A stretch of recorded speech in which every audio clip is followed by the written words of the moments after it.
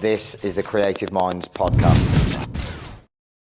So we're back with another episode of the Creative Minds podcast. Just before we start, I just want to say thanks very much for all the support. Obviously, this is an independent podcast. There's no blank checkbook, no corporate backing or anything like that. So any subscribes, likes, shares, greatly appreciated. Obviously, the more support we get, the more we can carry it on as long as possible. So today it is an honour and a privilege to be joined by Chad Harrison. To anyone who's not familiar, which I'm sure most of you are now, Chad is one of the front runners in the Bassline scene as a DJ, producer, and he's also co-owner of Substance. So, sweet ass. How are you keeping, sir? Very well, mate. How are you? Good, all good. First of all, thank you very much for no dramas, for coming bro. on. Appreciate it. No Thank you. So, how's everything going? Really well, mate. I'm really just happy with this year, how stuff's gone for myself. Just the Bassline scene's coming back. So yeah, I'm just gassed, bro. Buzzing. So obviously, I know that it was literally only a few weeks. Was it 2 weeks ago? Can't remember the way the weekends are. Bro, they fly. Heavy at the moment. They're Everything's kind of merged into one. So obviously, you had your summer showcase. Obviously, you and the lads. Obviously, there's yourself, Luke, Goodall, Sammy Yates. There's a few of you involved. Obviously, with Substance. Mm-hmm. You had T2, obviously the legend T2. Yeah. You had you. Yeah. Back-to-back DJ Panther. Like, how good was that show? Oh, it was the best. You know what I'll say about that show? That was like we just having T2 and having the CO2 and it, just the little things like that was like Heartbroken. The whole set, he kept just teasing Heartbroken. The whole set. Yeah. And it was just like so perfect the way he was doing it because like he knew obviously people love that's such a big track and the way he was just like he just like the little you know he just kept going and then everyone would just go and then it wouldn't drop and I was just like the whole time I was like no this is literally foreplay in the car, man. Literally mental. Brilliant. I mean, I imagine for you, I know we were chatting just before we came on. I mean, even I was born in 1994 and I know I don't look it, ladies and gents, but obviously me growing up secondary school 2005 2010, I think I spoke about it with Lawrence on the first episode. Like that era of Bassline, that was for me personally probably the most iconic tune. So how was it in terms of that full circle moment, obviously growing up listening to that music and then like literally nearly 20 years later then getting to share a stage with him for that moment? I tell you what's really mad about all that is like you genuinely just like it's weird how accepting and like natural everyone is with each other and stuff like that. Like even like it just sounds mad, but like, I met Tito at Bass Fest, first time I ever met him, which was a couple of weeks before our show. And I met him and I was just like, oh, he's sounding good. And shout out Omar Khan, TD's manager. Yeah, got the plug. Yeah, I got a very good relationship with him. I love him to bits. Yeah, he's such an authentic geezer. And he was like, oh, I've got to introduce you to T2, man. And I was like, oh yeah, sound like I'm thinking like, oh. Yeah. You know what I mean? But I'm trying to play it cool and stuff. So I got to him. Having breathers in the portal. Try not to sing the song to him. But now I was like, he was like, yeah, I need to introduce you to T2. And I was like, yeah, he's sounding good. And literally instantly he was like, oh, what are you saying? You're right, man. Yeah, he's like, oh, you like the new lot, man. You're all killing it. And I was just like, oh, sound. Because like, not saying that people are like that, but you know when like you've done it all and stuff like that, you can just be a bit like not on purpose, but maybe you can just be like, I've been there and done it, worn a t-shirt kind of thing. It's like you're just starting, you've got to prove yourself. And I know what you mean. I think that's one thing I've actually really enjoyed because I think I was stuck in that tech house, techno mindset for a good few years. But obviously how we met, which I'm sure we'll come on to with all the shows we've done together as a team at Lab 11, obviously you have to broaden your horizon as part of the programming. Yeah. And I thought, I've done all the Bassline stuff when I was like 19, 20, going to watch all of shorter shows for 231 and Textile Factory. And then as I matured, I thought, it's not personally my cup of tea. And then I got bitten by the bug again. And then I'm like, you know what? The backstage presence, the way the artists are with one another, it's just way more humble and grounded, where everyone champions one another rather than it being a bit cliquey, like, oh no, I can't affiliate with that person because they're direct competition. But it's like everyone can win. At the end of the day, everyone can win. It doesn't have to be sabotaging one another. Yeah, and I'd say that's like a little bit of a, I don't know what the word is for it, but it's a bit advice. like, a little bit of like a golden nugget, like for people, like even for people coming up or anyone that's been and killed it or anyone. I think if you are a good person and you have good energy and you resonate with people, then it's just like it can't go bad for you really. The only you're going to shoot yourself in the foot if like you be a bit negative or you. I mean, there's an element obviously. I think when people can be cliquey, maybe they've just got a massive roster of people they're working with, and it's not like they're trying to do it on purpose, or I don't know. I don't really know the scene like that because to be fair, everyone I work with is pretty fluent. Do you know what I mean? But I think that's just because we've done so much stuff, and with Bassline, people are like that anyway. But yeah, it's just crazy because like if you're just good to people, especially me, like I think me as a character, if I'm good to you and you're good to me, I'll do so much for you. Yeah, of course. Like I just feel like I will. I'll do anything. It has to be give and take, doesn't it? If you're going to be a good person giving, then someone kind of backstabs you, you'll think, well, I don't want to like even be friends or do business, which is fair enough. At the end of the day, you can't get walked all over, especially what it's like, mate, in the industry. Oh, like it's you can be the nicest person ever, but sadly, tough, they can. You got to have your wits about you, but just if you lead being a good person. You're good. Good. I totally agree, mate. I mean, I love personally every time you've done a substance show, whether it's been Chad Harrison all night long, just like the vibe that we have between Lab 11, like it's a proper friendship. It's not just we're just doing another show and then see you later, guys. In a bit, it's like an actual proper friendship. Which, to be honest, it makes the job for all parties a lot easier as well. Instead of it being like, oh, when I speak to this guy, it feels like everything's a chore. It has to work both ways. So definitely. So I suppose it makes sense then to go, I would say right the way back, but it's not really that long ago, is it? No, it's 1999, 2000, it's not. I was going to say, we're not going back to... I've only just popped up here. Ozzy Osbourne, 1947. I don't think it's going back that far. So you're born and bred in Stourbridge. Yeah, born and bred, S-Town. I tell you what, there must be some stars coming out of there. Jude Bellingham. Mate, we've got a few, mate. We've got a few. Who's that geek? Is that Robert Plant? Oh, from I swear Led Zeppelin? Yeah, I swear he's from Stourbridge. That might be wrong, but what's in the water in Stourbridge? I don't know, mate. What's going on? It's just, honestly, it's like a small circle of people, and I swear there's a lot of people that have done well. So I'm not saying I'm not. Robert Plant, he's got nothing on Chad Harrison. No, I didn't know what's coming across. So obviously, these people. I've heard you said that you'd beat Jude Bellingham in a one-on-one. Well, no. But I couldn't beat. I heard you said that before the podcast, so I'm going to hold on to that. But yeah, it is quite mad because it's only a small place. Yeah, isn't it? On the outskirts of Birmingham. Very saturated, but. Yeah, I don't know what that is. Is Jude Bellingham from Stourbridge? Like, I'm sure he's from Stourbridge. Yeah, because everyone always debates that. But media guy's nodding, so and he's a big Blues fan, so it means he is 1,000,000% confirmed Stourbridge. Yeah, just pulled up Wikipedia, so pipe down. Nah, fair. I did think that, but I wasn't 1,000,000% sure. No, I thought it was just I can only apologise as well. This new light we've had installed, it's 30 degrees outside. And I'm sweating more than Lee Evans doing fucking stand-up at the moment. So if I start dabbing my forehead, it's not because of this guy in his tank top, it's because it's fucking warm in here. Showing out for the camera.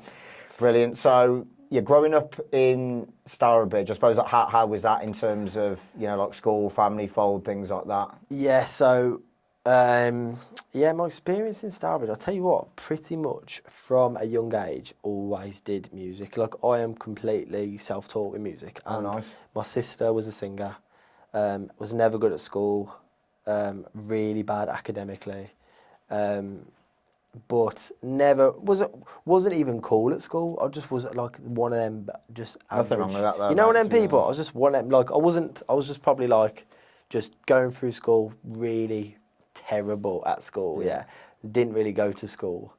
And I was just making music, but I didn't even know, like at first, I didn't even know I was making music, which is the maddest thing. I mean, this is like a mad story. So my sister was going out with this producer, basically, who they're now married and stuff, nice. They were going out at the time, and he downloaded FL Studio on my computer. And at the time, he just I don't know if you know Vengeance samples. Not familiar, but FL, I know that, like, Scream, Stussy, a lot of big producers still use FL now. It's like the goated producer kind of. Forget about Logic and Ableton. It's all about FL. But you know what it is? I feel like it's like nowadays. Back in about the 2020, maybe like 2016 and stuff. People would just go, if you're not using Ableton, then it's just a bit. That was necessary. Do you know what I mean? No, Sorry, guys. I rate That it, was mate. completely Get it. necessary. Do what you need to Not do, bothered. No insecurities here. Do what you need to do, bro. Need to do That's it. what you have to do. But yeah, back a couple of years ago, Ableton probably was goated, I'd say. But I think now it's leveled out. Yeah. I don't think it matters now.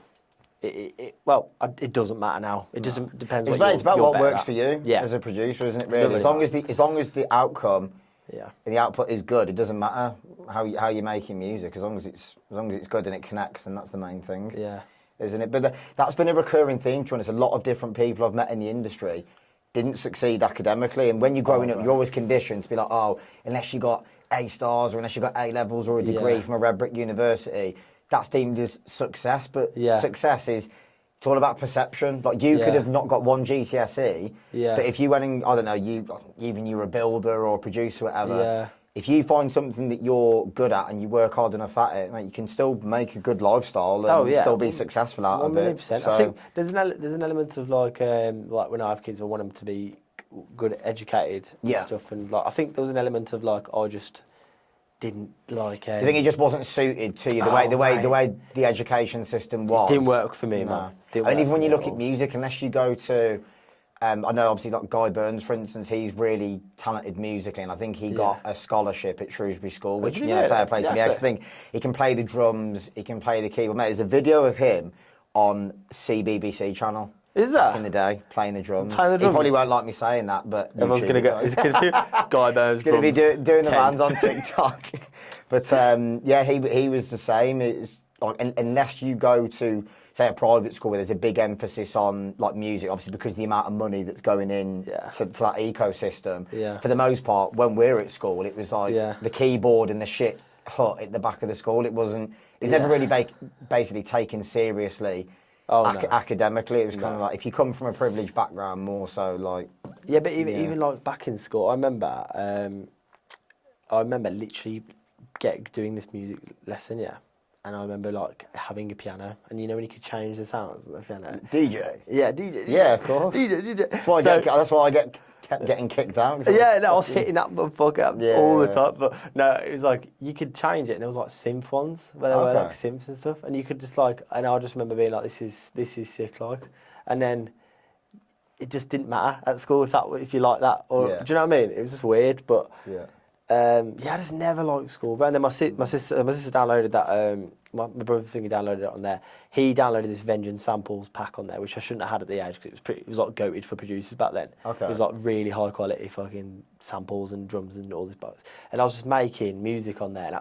I didn't watch a video on it. I was just making music for years, but I didn't realise I was even doing it. But none of it was any good. I was just doing stuff on it. Yeah. Like I thought it was like a game. That's the thing. Though, it's all practice. It's just you throw yourself in at the deep end. I think sometimes people are guilty, which I know different things work for different people, but sometimes. Literally just experimenting and going out and familiarising yourself with things like that. I mean, how many years would you say it took you to become solid at production where you thought, you know, I'm seeing decent progress here and the records are connecting? So, connecting? Yeah. That stage? Yeah, I'd say let's go for that stage. Stage. Yeah. I would say, for me, I'd probably say about 2 weeks. About 2 weeks, not born with it. No, I'd probably say 20. Yeah. Yeah. Because I'll tell you what was going on with me. At 20 years old. Oh, okay. So 20 years what age did you start, sorry? I probably started at 10, bro. So a lot of people as well, they do say 10 years for a lot of different things, whether you're like a music manager or a producer, a footballer, things like that. They say in terms of like hours spent, it generally accumulates because obviously the learning curves and everything you pick up along the way. So in order to get really, really good, unless you're like a generational talent, they do say it's about 10 years, which I think it is important for anyone listening, especially in the era of social media. People might think, oh, Chad's been doing it for 5 minutes, he's come out of nowhere, but they don't know you've been doing it. Yeah? They don't know you've been doing it for 10 years plus. And another thing I'll say as well is, which is interesting with like music at the minute, is obviously back in the day, I used to try and make my own like bass presets and stuff, and like really go into like sound design and stuff like that, and like really get into like developing a sound and stuff like that. Which I think people say now I've got my own sort of sound, which is cool. Yeah. But what's interesting now is, which is and probably a bit of a different conversation, but like because of the certain sound that's out now, is I'm like like dropping the, because with Bassline you want it to sound kind of, the drums to be overly compressed sometimes and like snappy, and like it's like you're making a sound worse to be better as well. Do you know what I mean? So it's like weird how music's like going like that. Do you know what I mean? Like even with like tech house, you probably noticed this where I think there was a couple of like 5 years ago, it got really minimal. Yeah. To the point where like there wasn't much chord progression or melody and stuff like that. Like, but then back in the selected days, there was deep house, massive piano chords, dun dun dun, all these deep house things. They're really hard records to make, to be fair. Yeah. But then it came to a point where like there was like these really repetitive bass line riff sort of things, and it kind of just like. But that's how music develops, isn't it? It's like that was easier than those deep house tunes back in the day. Do you know what I mean? But people probably don't know that. I think that's another important one. Really, is you having your own identity, which I'd say you have, but it's not repetitive. You can still spin different records, but it's not like, oh, this is straight away predictable. Yeah. But having your own identity, because otherwise, you know, the amount of people with how accessible it is nowadays that are aspiring producers, and obviously people think, oh, the lifestyle that might come with it if I break through. But if you're just producing the same as what everybody else is doing, they might look at you and think, oh, Chad's experiencing some success, I'll just copy what he's doing. But that doesn't, in my opinion, I don't really see that as, there's sampling, but I don't really see it as being a true artist. Yeah. Because I'm like, well, in order for it to be, in my opinion, I know people can say, oh, it's subjective, and you know, people can perceive art in different ways without going to fucking Vincent van Gogh here. But I do think the importance of actually standing out as your own, as an artist, away from the crowd, because otherwise it's just like 1,000,000%. There's like, you know, at the moment there's like 500 potential East End dubs out there because they're seeing what he's making and they're doing that, and they're trying to do the exact same. But I think you've got to go on that journey and experiment. It might take you years and years, but I think with how saturated it is now, you're far more likely to cut through the noise, especially long term, and have your own fan base, your own thing going on, instead of just, oh, you're just another slot filler because you're doing the same as every other man and his dog. Yeah, I think, that's like something I think people don't even clock that much nowadays, where like if you go down this unique angle and you try do it your way, if you do cut through, you will cut through. Like if you obviously I think a lot of people, it's hard not to follow trends right now. Yeah, of course. Because it's just, if you're not on a trend, I mean, how quick and it's going to take you longer, isn't it? If you're fully trying to do your own thing, and I'm sure it was Prosper. I went to a record label not that long ago. It was the guys at Chaos that did that Walking in the Rain, Dancing in the... I don't know why I've just sung that, but just for anyone who isn't familiar. Yeah. And they did the Rossi and Jazzy High on Me. But he was saying this record label, they're wicked, to be fair. They're part of they're part of Polydor, but they've broken away and done their own thing. So they've signed some good records. But it's interesting when you go in the office and you see they had Prosper a few years ago, and obviously Prosper are amazing musicians. But it's like there comes a stage where you're like, you know, now they've smashed it. They've had the releases on Circa Loco. They're playing for Circa Loco. Yeah. Obviously, clearly very talented musically. But I do know what you're saying. It's easier probably for me to say because I'm not the artist. If you're working away day after day, like months, years, and you're thinking like this isn't connecting, and there's no guarantee it will ever connect. You know, you could have your own identity, unique sound. It just depends how long you're willing to wait it out. Yeah. And if you have that little bit of stroke of luck as well, where people buy that's into it. No, that's the main thing. I'd say. I think that's probably one of the things that people don't mention. Well, I think people do mention it, but it's one of them things where like it's probably just you have to do it enough till you have a lucky moment. You followed a few trends, but and then ride the wave. And then like if you can develop it into some personal brand. Like don't just lose. Don't just follow. Like this is what I'd say. If you follow these trends, you develop your own sound, you cut through, and then you develop your own personal brand. That's what you want to do. Because like this is a good example. I know obviously he's blown to bits, but Sammy Verge is a good example. Mm-hmm. He is someone where like Sammy Verge, his style of music is like UKG speed. Like what do you even? Where would you put that in? Yeah, I'd say it's like it's kind of hard. It's like credible pop music with a garage crossover, because some of his records have done like tens and tens of millions of streams. But then I mean, obviously he's just done one with Skepta as well. So clearly he can cross over where it doesn't sound gimmicky or cheesy. It's just very well made. And it's just sick. Music. And it's just like it's just sick. And then you're just like, he's a great example of someone where he's got that personal brand. It's Sammy Vergy. His sound is Sammy Vergy. He's that big now. He can start his own trends, but he's cut through that much and he's that unique. He can work with Skepta and then he can release his own single and do stuff like that. Do you know what I mean? That's a good example of someone that's done it his way. Do you know what I mean? Yeah, definitely. So he's a good nice bit of advice there, folks. I mean? Make sure you're listening. So after school, did you go to college or anything like that? Did you go straight into work? Oh, bro. So I went to college and dropped out within like 3 weeks. Nice work, son. Yeah, I know. Really great role model.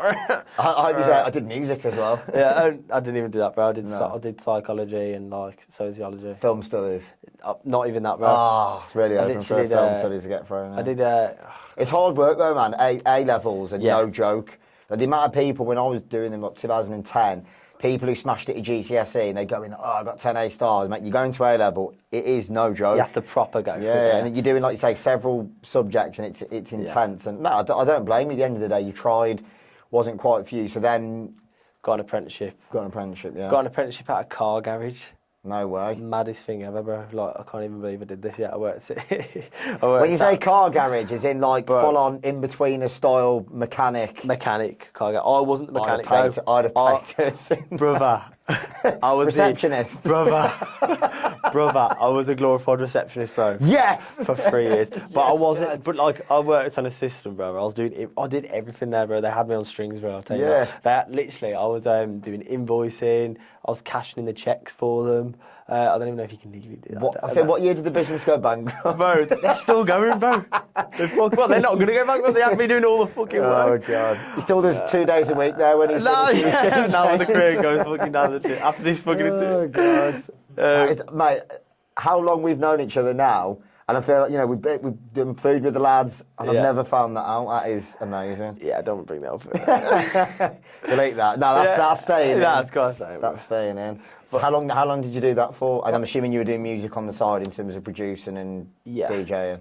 So I did that for about three years, and then I got Depop. This is funny. So Depop messaged me at this point because I had this like people that are OGs. You might know this. Depop. I remember Depop. Do you know my Keisha Becky Bassline shooting back in the day? You might not know this.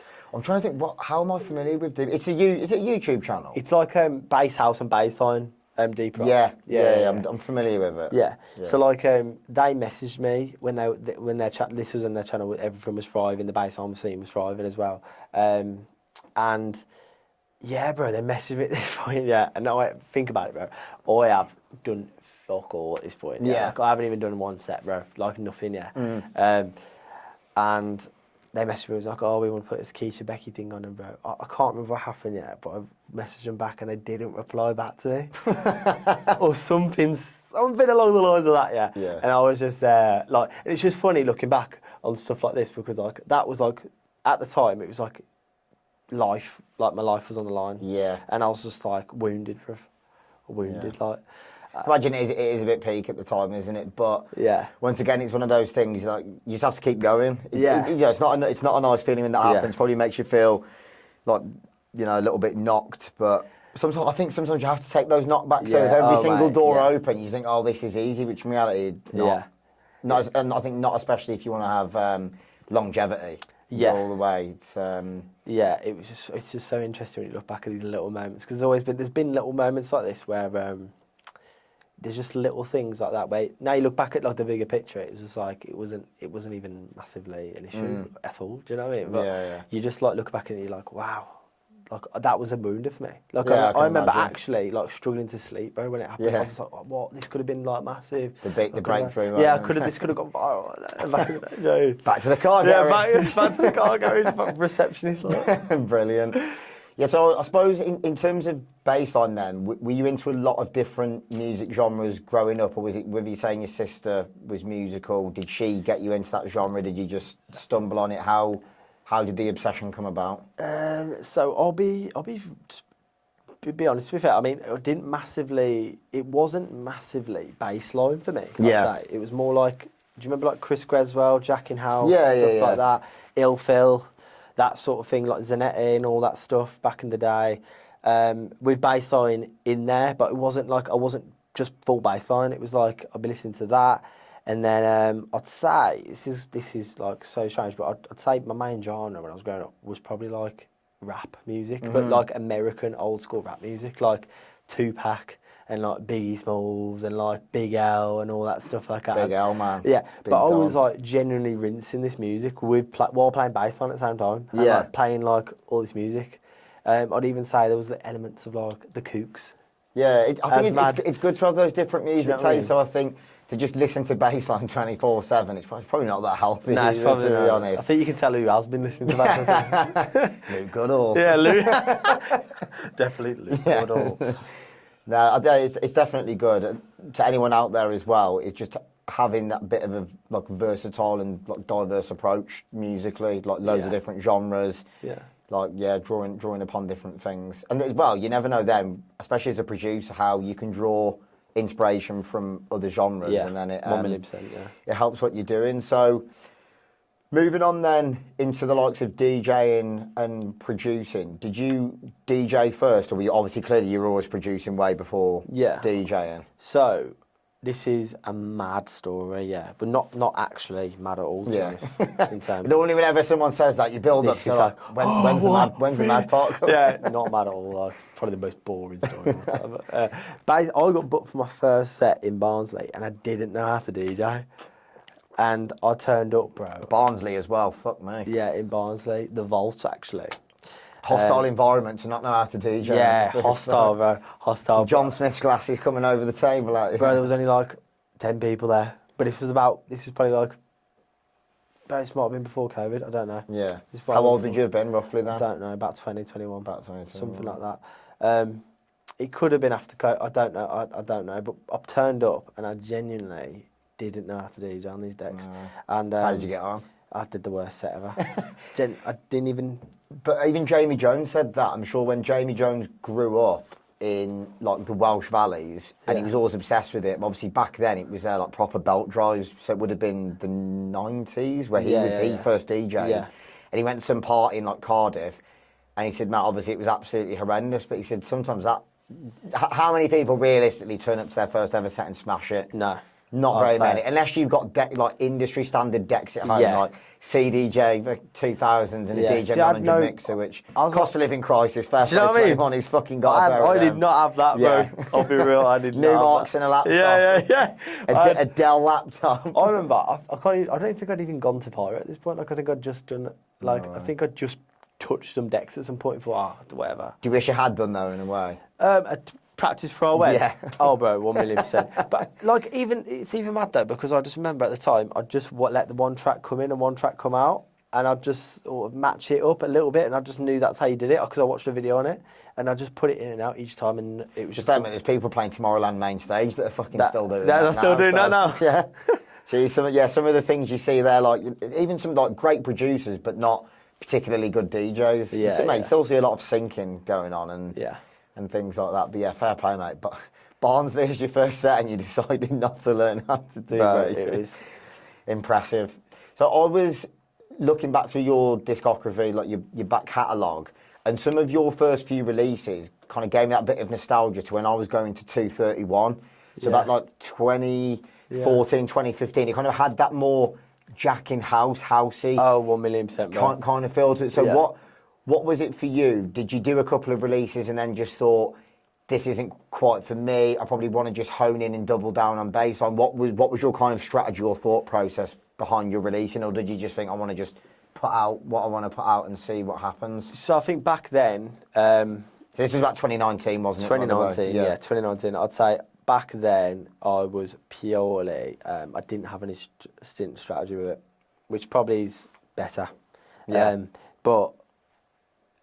back then, I didn't feel like I had people to please. Not saying I do now, but like what my thought process now rather than back in 2019. So like 2019 is when I would just be in my room and I wouldn't even like have an idea of what I was going to make. I'd just load it up and I'd just start making a song.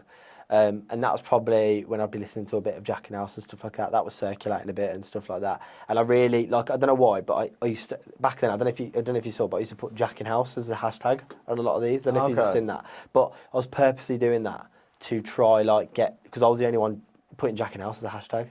On SoundCloud? On SoundCloud, yeah. And it started working. Okay. So if you search Jacking House, this is a fact now, and you can do this now. If you 99% search Jacking Chad House, Harrison. it's all me.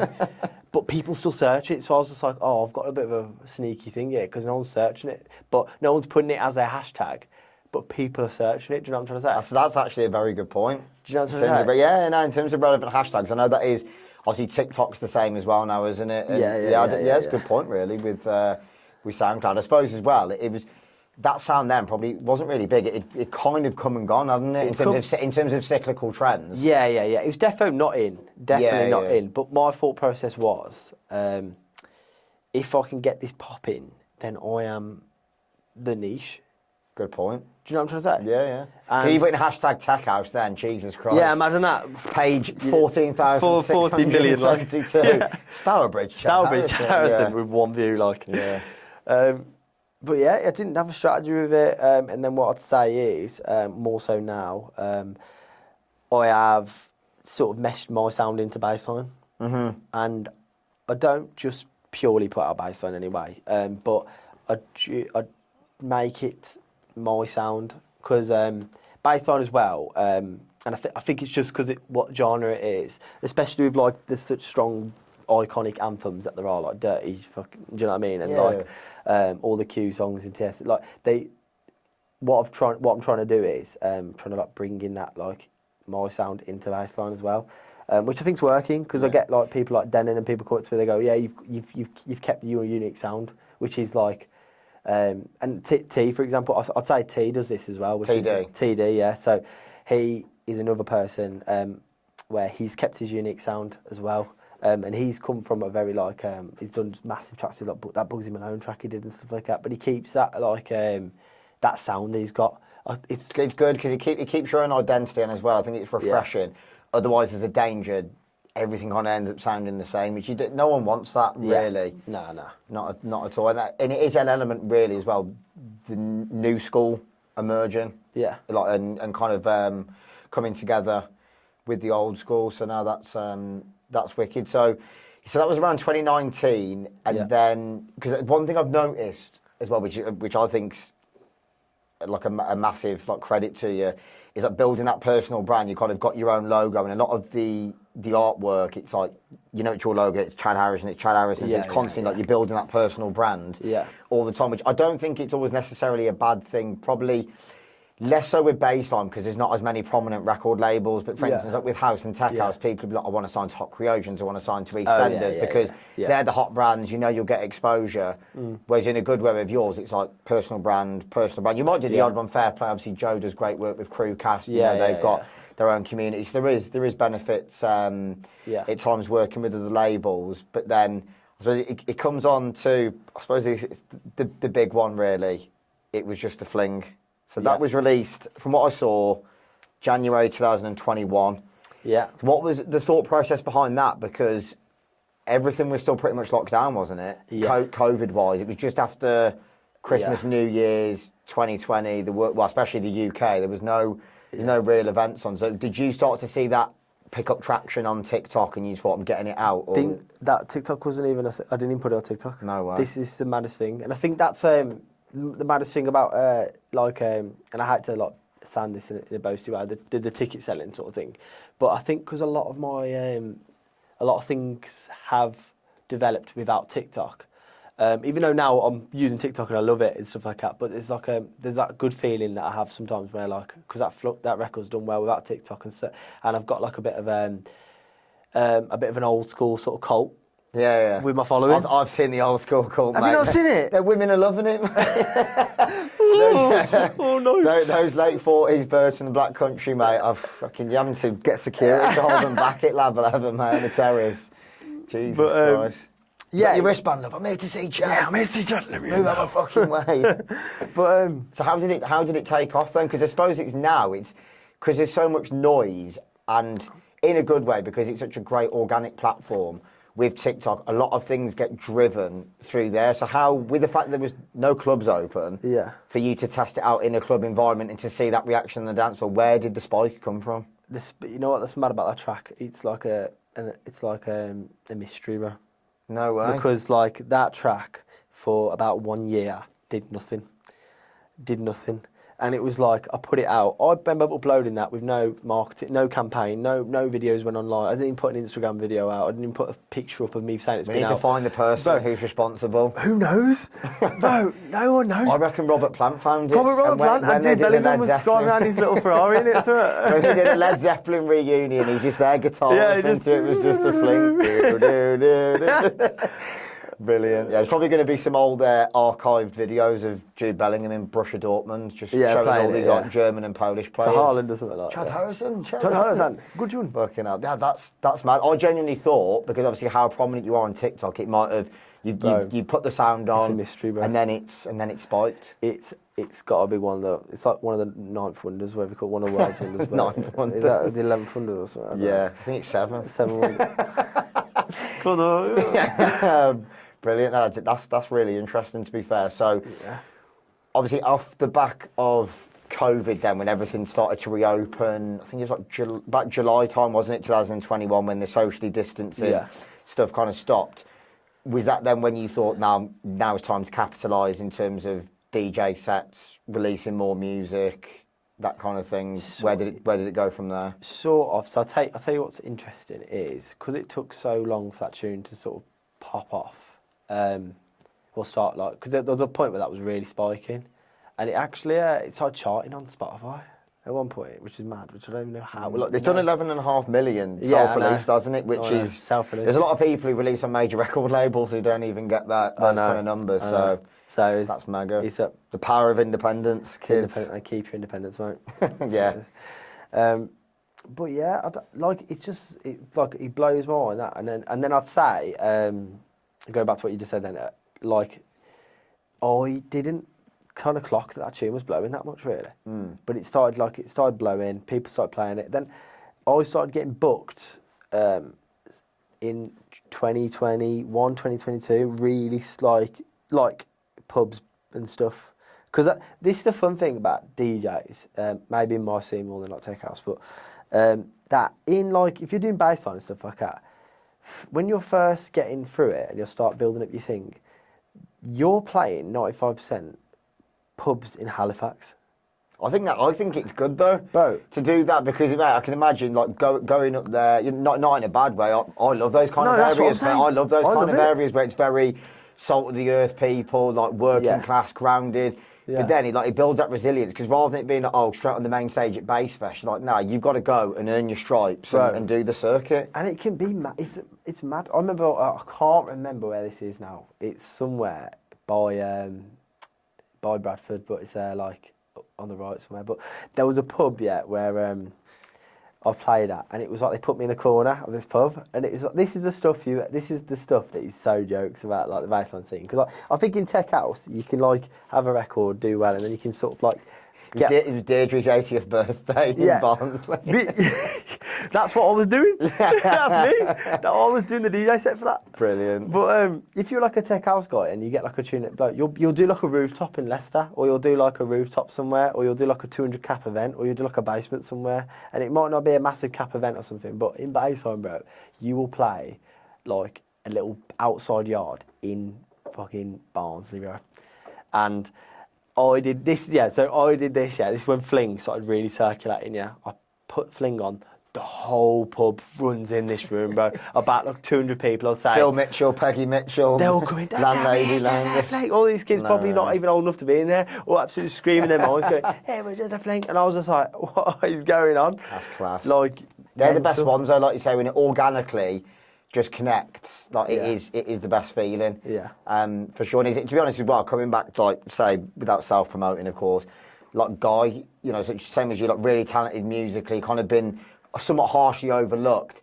Sent the record to Chris Stussy, that Temptation one, and it didn't even come from TikTok. It's there like Chris just respects the fact that it's a great record. Yeah. And there's a video of like Stussy and Capriati in Barcelona off week, and Stussy's there like, oh, I've got goosebumps, and that's the best feeling. You haven't just sent it to some bird who's throwing L's on TikTok, which I'm not knocking, mate. Marketing's marketing. I'll probably end up working with a fair few of them. Because, mate, if it connects and fucking drive streams, then mate, so be it. But they're the best ones, because it's not like the algorithm pushing it because they last as well. Exactly. I know. Obviously, I know. I know that the other side of it's super important, all that engagement sort of stuff. But like that guy's track with Stussy You have to have a Playing good, your record itself, the product first and foremost Yeah. has to connect. You know, you Yeah. can throw as much your marketing if you want. If it's not connecting, it's not Yeah, connecting. If it's yeah, not coming yeah. outside the back of a pub that's in like- Halifax, it ain't fucking working. That's like a is it? but that's like a double. We've not even to do more talk about a tune, but like it was that tune because it's so good and it's like got respected and stuff, and it's also got that recognition for the crowd that know like Stussy's playing it. So you know, like certain ravers where they'll be like, Stussy's played it. Yeah. It's got to be a good track. They've got that sort of like Yeah. not only Like, you get that with A&Rs at record labels as well. As we Yeah, sent yeah. it originally, and they were like, "Oh no, it's a bit too clubby." Stussy played it. "Oh, is this free?" I went, "Go back for your email, Fred, for a year ago, and you'll see that it was Yeah. actually sent." But And you did reject certain it, artists yeah. at the moment, they just have that certain effect. And I suspect, to be honest, probably the same with what you're doing, with what Ben is doing, Oh. with what TD's doing. Like certain artists get certain support, and they'll be like, "Oh, if I played it, then you kind of get that seal of Oh, yeah. approval." Yeah, it is true in Bassline, to be fair to say. Yeah, for sure. So coming on then to Substance, obviously there's a few of you involved as part of a collective. How did the whole concept come about, and did you start it off in Stourbridge? Yeah. Yeah. Basically, the way it started off was I met Sammy years ago. Sammy booked me for, this is a plug for his thing, it's no longer exists now, so that's what I'm saying. Fiesta de la Casa in Leicester, sick event. I don't know if anyone's been to that, but these events were sick, yeah. And they were booking me quite a lot over like 2 years, I'd say. And I met Sammy, and when I met Sammy, I clicked with him straight away. And I've said, this was when like Fling had started doing quite well, so it was like 2023, 2024. This is when that's proper booting off. And I'm doing a few sets, and I met Sammy, and I was like, oh, he's quite local. He's from Hinckley, which is only like an hour away. So I was like, oh, he's quite local. I get on with him. He might be up for doing an event. So I was like, oh, would you be up for it? And he was like, yeah. And I was like, well, I want to do it in Birmingham, though. So you up for doing that? And he was like, yeah, let's do it. And then Luke, who you know now, probably like, I don't know if you speak to Luke on your own thing, but Luke's a legend, in it. Yeah, no, all of you, mate, you're all good lads, which I think definitely helps. You're all passionate. You're all on the same wavelength, reading off the same hymn sheet, which I think that goes a long way as well, because as you know, like, you know, you guys have had success, but you've also put in the groundwork, and it's not immediate success either. So you know, you're all mucking in, doing what you need to do to get the brand to where it needs to be. Yeah. So no, it's good to see. So where was your first one in Birmingham? Was it Tunnel Club? Tunnel Club. That's where I did my. I feels like that is the stepping stone for anyone starting out, because I think the room, especially with the low ceilings, Bruv. it's next level. Bro. I did my first party there in 2016. Bro. And it's still one of my favourite nights I ever. think it is. Yeah, it's class. It's the sickest, bro. Class. It's like, if that gets booting off in there, it's Mint. like you've been thrown in the 2000s. Yeah. And I'm sure the sound system's only like a Warford. It's not like Function One or No. Martin Audio, but Bro, because of it's the class. room, because of the way it's compacted, it works. And then even like the lighting, it's not amazing. But I think when you're first starting out, you know, don't get me wrong, amazing. If you absolutely smash it from day one, you end up doing, I don't know, the Warehouse at Lab or Lunar Springs or whatever, then all the best to you, fair play if you can do that. But I do think starting out and just having those learning curves about learning about promoting and actually And dealing with putting on a night and dealing with the night itself. Yeah. Dealing with the backlash and like the back and forths and stuff like that. Yeah. It's important, because I think you earn your stripes, don't you? Yeah, 100%. So then, I mean, fair play as well. I'm not going to take the credit for this. Some of the lads in the office, which once again I've had to learn about, not just being stuck in that like house and tech house, like narrow-mindedness. I think one of the lads, it might have been Josh, said, "Oh, he's come across you on TikTok." He goes, "Mate, like with the way this sound's coming back round, we need to get him in." And we were like, "Yeah, but by all means." I'm trying to think, was your first one in the loft? So Upstairs? I don't know if you remember this, but this was sick. This was sick. So basically, we were like, we're going to do the loft, and then we sold that out. You sold it out, didn't you? And then they were like, oh, we're going to do this at Basement, and then we sold that out. And then you did the work. Yeah, And then we did the warehouse. Yeah. And everyone was like, what is going on? But we had like, we just didn't even know why that was happening. And then we were pretty much on the edge of selling that out. And then the next one, we sold it out. And then we were just like, we've got to do Terrace. That's class. Straight, just straight in. Do you find a lot of that as well comes from, obviously, you know, people buy into your personal product? Obviously, the sound's popular. You know, you probably get people come from, you know, I mean, where's the main hotspot of people? You say it's a bit of Birmingham, bit of Dudley, bit of Stourbridge. When you look at the heat map, where are a lot of the people coming from? I would say Dudley and Birmingham. Dudley and Birmingham, yeah. Yeah. No Stourbridge. No. Which is so interesting. Fuck you, Stourbridge. Yeah, fuck you. Fuck you, Jude Bellingham. Fuck you, Robert Plant. It's his fault, isn't it? The fact that Jude Bellingham hasn't shown up to a Bassline night on a Friday I've at Lab invited him as 11. well. Shocking. Yeah, Might have got about lost it, in the mate. post. Lost tech house, mate. Yeah, to be fair, I think he does go Pasha. Yeah, he does. Can imagine He's him been like at Ocean Beach a few Gucci times. two-piece going to watch Camel Fat backstage at Pasha. Oh, mate. Thing is that we've had Georgia Smith rock up. Obviously, you linked up with not long ago, mate. Georgia Smith came to Lab the one Friday night, so Oh, yeah. it is a bit of a celeb hotspot. Is Yeah, but is it's growing. like, I think in Brum, I'm not even trying to lick Lab's bum cheeks right now, but I think like it's got the energy about it. It's like you can't really put your finger on it, but it's like, I think maybe it's just because it's got such a well respected. The rooms are sick, the selection of rooms, like the different atmosphere. I think the fact that After Dark is like got to be the most pumping place ever every time. Like that is just one of them gaffs where was it Jam Back or something playing that video? Yeah, Jam Back the other day. Was it yeah. the other day? Like there was a clip of that. I don't know if you put Nuts. anything.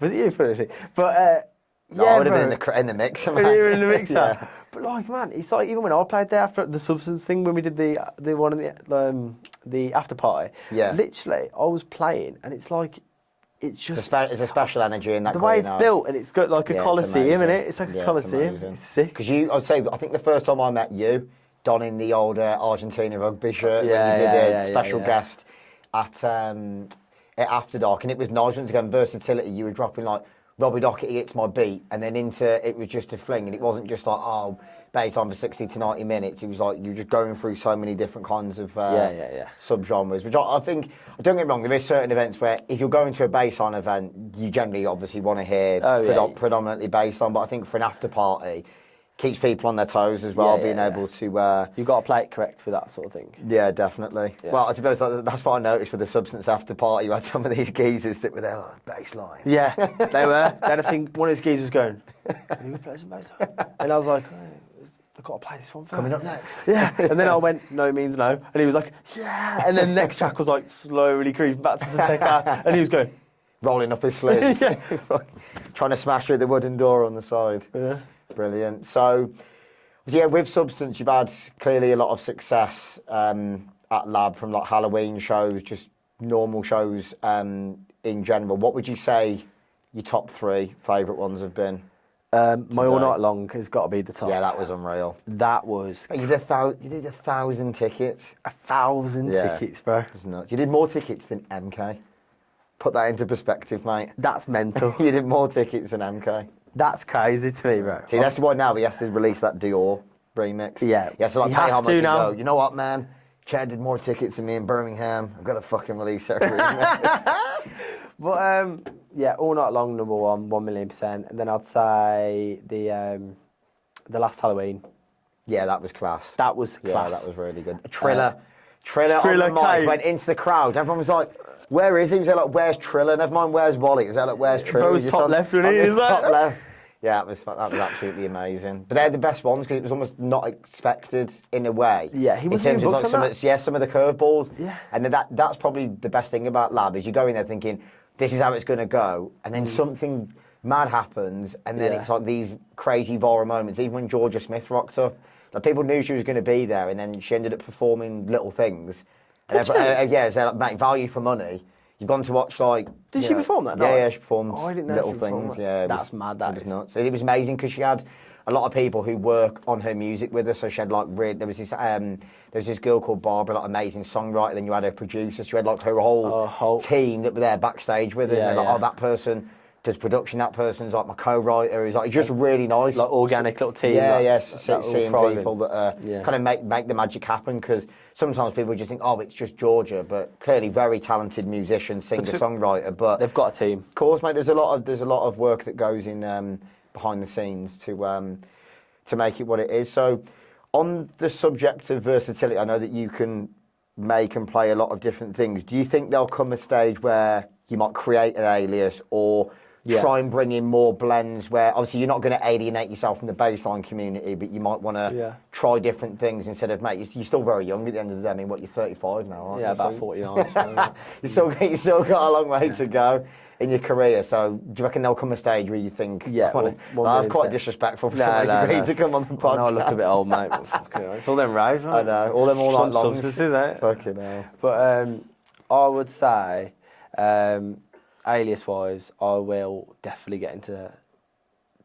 You're going to call it Had Carrison? You're just going to swap the letters? Had Harrison? No, Had Carrison. What's Just that? swap the C from the start. What, Had Carrison, it worked. I think it'll be like Chad Prosper or something like that. Yeah, Chosper. Sounds like it could be something. Yeah, sounds like something special, that, mate. Fucking really going to be good. Christ. But I'll definitely get into Deep House and Tech House. Yeah. At some point. For sure. Because you've probably heard some of these tunes, mate. No, I've heard some of them, mate. Bro, these guys better watch themselves. These are big. Had Harrison's coming. Had Harrison, bro. Like, the sick tracks, bro. Like, yeah, some of good. these tracks. But I'd never even put them out. I know Shorters has got about 20 of them, because I just, he's constantly just like, I bet if you got any more of these. And bro, I'll show you some after the thingy, but some of these are genuinely, bro, like, fucking unreal tracks, bro. No, they are wicked.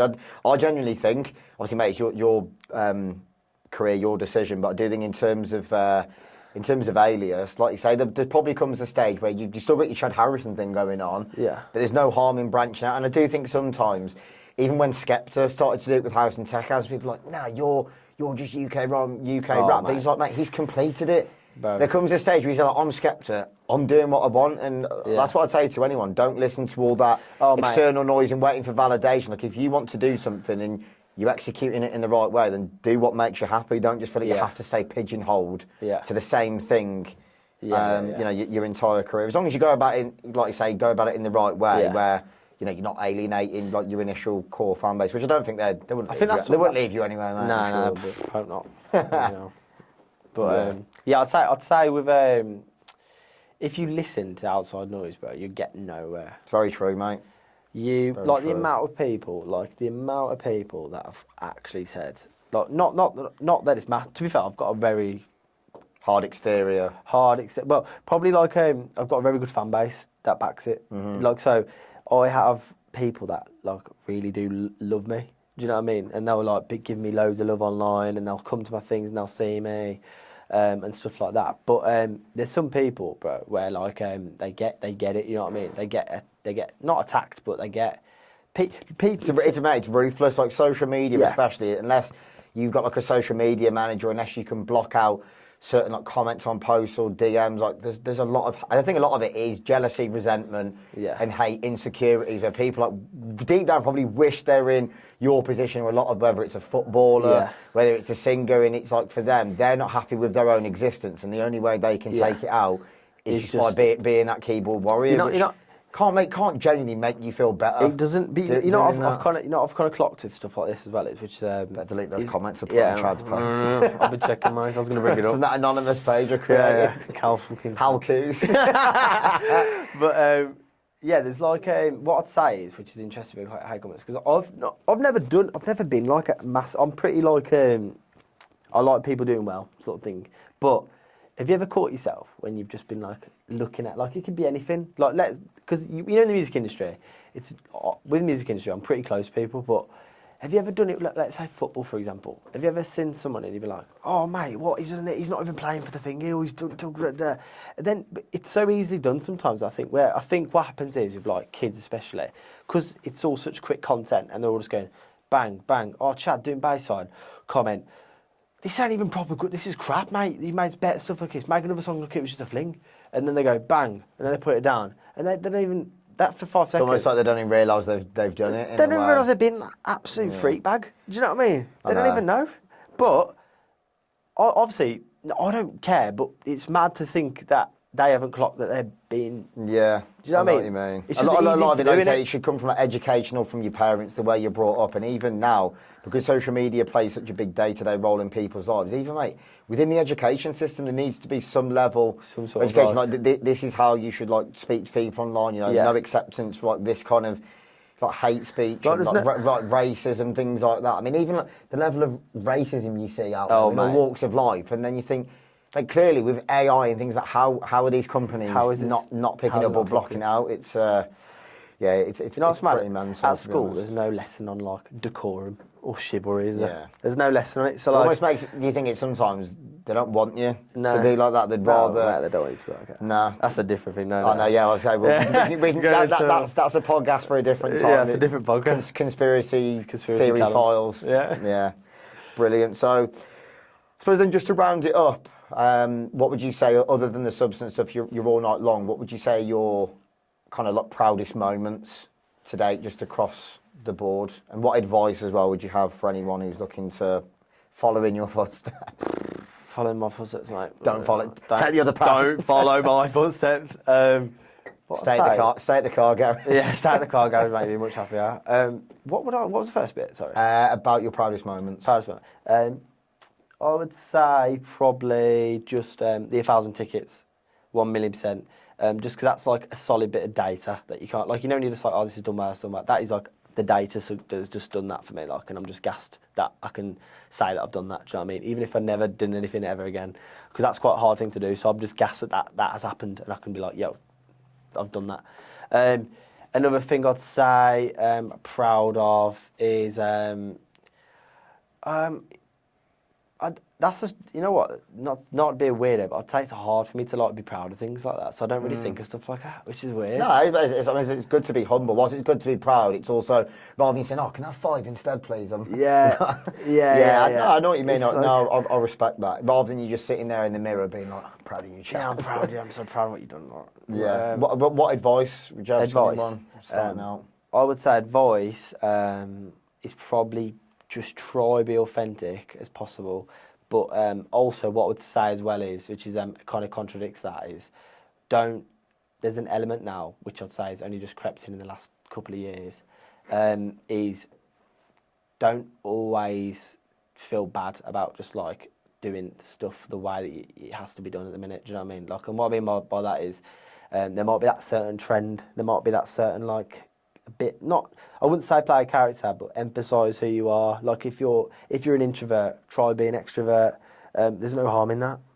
That's not you faking it. Like there's an element of fake it till you make it. Try get it out. Try be yourself at the same time. Don't fake it and not be you. Fake it and be you, but be who you want it. Yeah, you can be. I suppose coming out of your egg-shelling ways and kind of adapting to the environment without selling out and taking it too far where you're no longer yourself. No, I know what you mean. There's like an element of overstepping it, I'd say, but don't feel bad about, because I've met like, it's happened a few times. I've met bass producers and they're sick and they're making amazing music, and then they'll go, oh, I didn't want to do that because it's like, oh, it's cringe, man. They'll be like, oh, I'm not trying to do that, and then I'll be like, okay, and they'll be like, oh, no, I'm not doing this thing like that. I'm not trying to be that guy.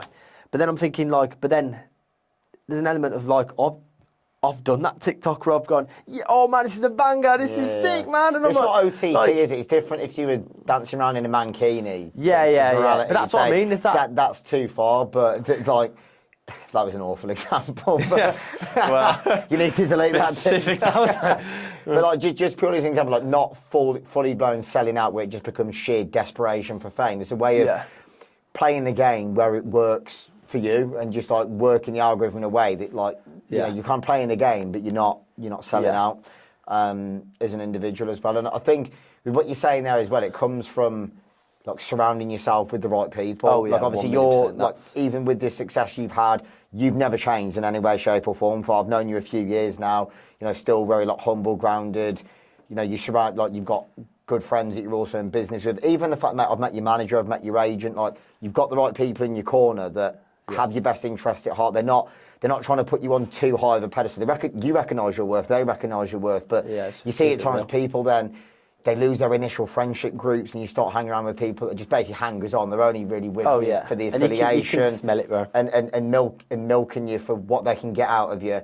Then you've got, say, an agent who could end up crashing your career because they've put your fees up to such unsustainable levels. But I'd definitely say, mate, across the board, like the way I observe things and the way I see people operate, and that it's good to see, man. Clearly, obviously, you're very switched on as well, which always helps. You make the right decisions, which goes a long way, especially it's all about making those little decisions, the correct ones all the time, and just trying to keep it flowing. Definitely, I suppose as well. Even just as a final point, even that great friendship that you've developed now, and a full circle moment with obviously the back-to-back with DJ Panther. Yeah. As well, being like 5 minutes from where you live. That's really nice to see. Like, I was very wholesome moment stood on the side stage seeing you. And I'll tell you what as well. He's someone where like I'm not even trying to say it yet. If like let's say for example, if I weren't to do music or whatever again, whatever happened, anything happened, I would actually genuinely be like that's a pal. That is. Yeah, that's what you want though, isn't it? It's just mad. It's not just transactional on a music level. It's an actual it's a friendship. No, that's so